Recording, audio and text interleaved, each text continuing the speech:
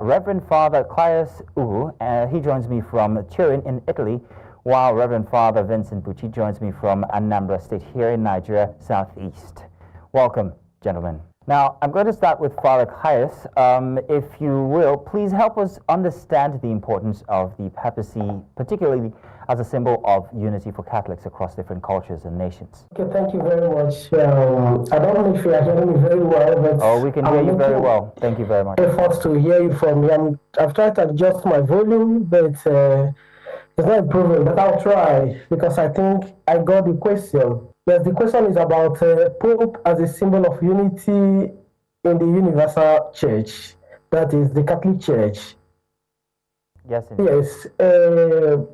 Pope, we call him the successor of St. Peter because, you know, in the 12 apostles, Jesus specifically told Peter that he's going to be the rock upon which he's going to build his church. And the Pope is a direct successor of St. Peter.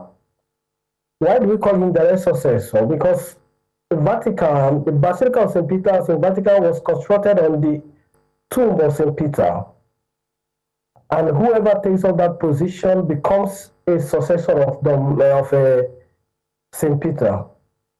And like St. Peter was also the symbol of unity among the 12 apostles of Jesus, also the Pope, whoever becomes the Pope, becomes the symbol of unity first among his brother bishops, because we have also to recognize that Pope is also one of the bishops. He's a bishop of Rome, and being the one succeeding St. Peter, he's also a kind of leader of other bishops and the leader of all the Catholic Church.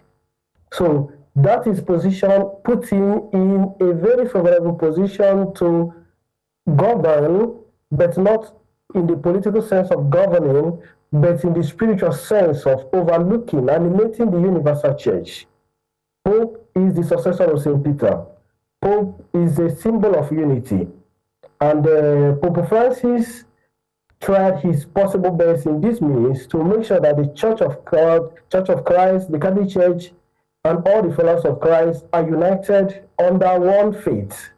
Okay. And he himself in his lifetime made even more efforts in looking out for other faiths, people who are not even Christian, who are not even Catholic. He tried to construct and continue to work and build this unity. All right, then, Father. This we can see the effort he made in reaching out to the Muslim brothers, the effort he made in reconciling the church, apologizing on behalf of the Catholic Church for the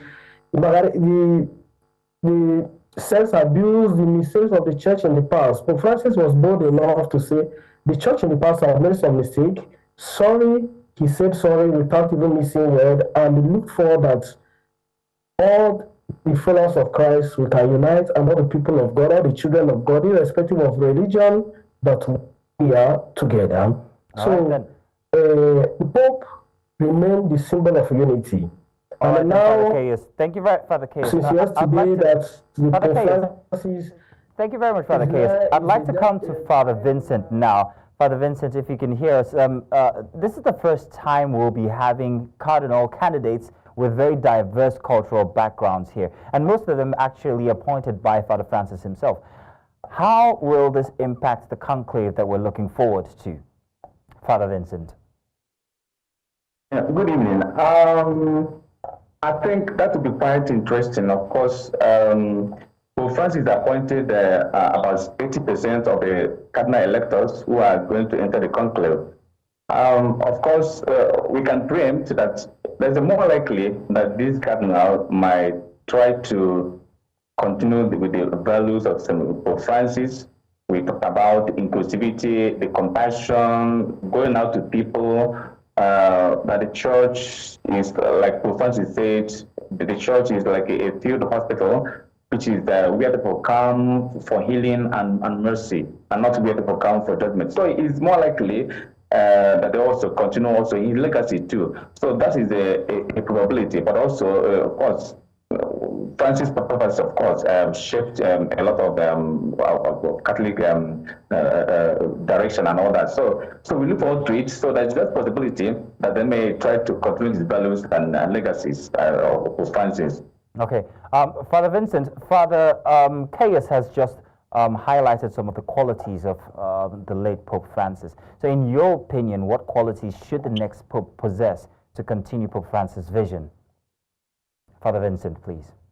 Well, talking about the quality, I think all the cardinal electors who are going to enter the conclave, all of them possess the quality that is needed to be a very good pope. Of course, we could see Francis possessed this, the quality of compassion, mercy, and all reaching out to people and wanting to be close to people, wanting to bring Christ to the people. So all the cardinals have I think every cardinal entering the conclave have this quality.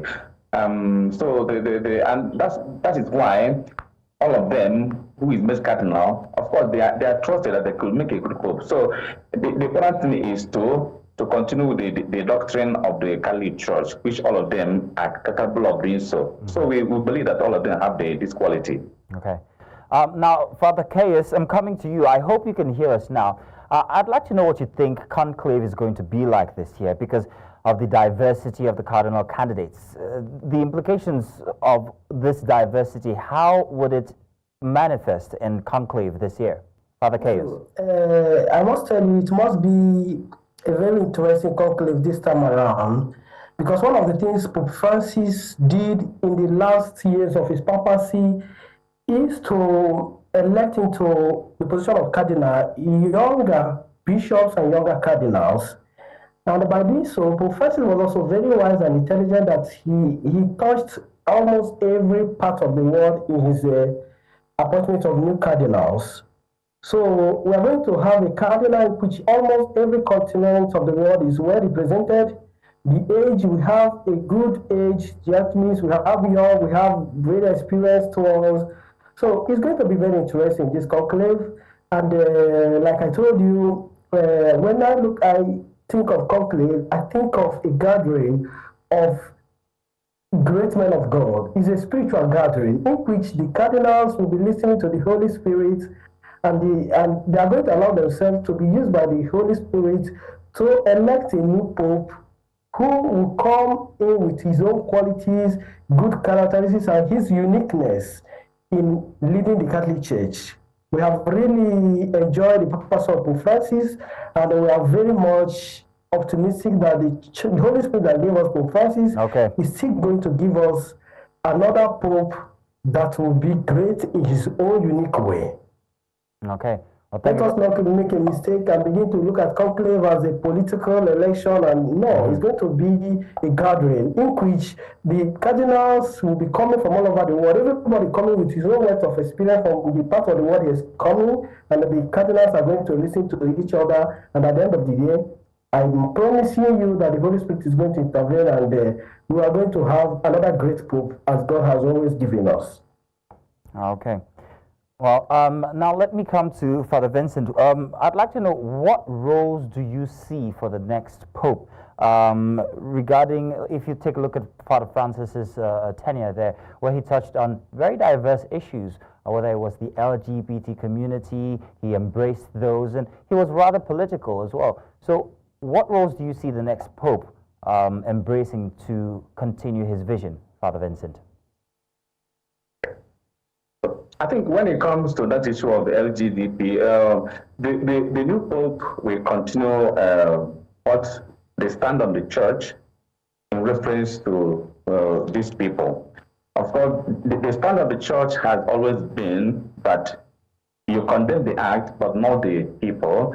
And that's exactly what Pope Francis did. So what the church is saying, finding the pastoral care for people like this. So, and that Pope Francis did exactly that. And that's why he said, "Who am I to judge?" So the church does not condemn the people, but condemns the act. And Pope Francis said it profoundly, "Who am I to judge?" And he said again, when you judge people, you have no time to love them. And because the church teaches that the love of God embraces everyone, both the sinners and saints alike. So no one is excluded from the love of God. So the important thing is, how do we the pastoral care for the people. Of course, the issue like also the divorce and remarriage, then talking about do they return for communion and so many other issues that are around it. So the same thing applies. So the new Pope will continue this role of what the Church is teaching in this regard. Of course, the manner approach to this teaching might differ, but the substance of the teaching remains the same, just like Pope Francis. So we could see that coming. So the same thing will also apply.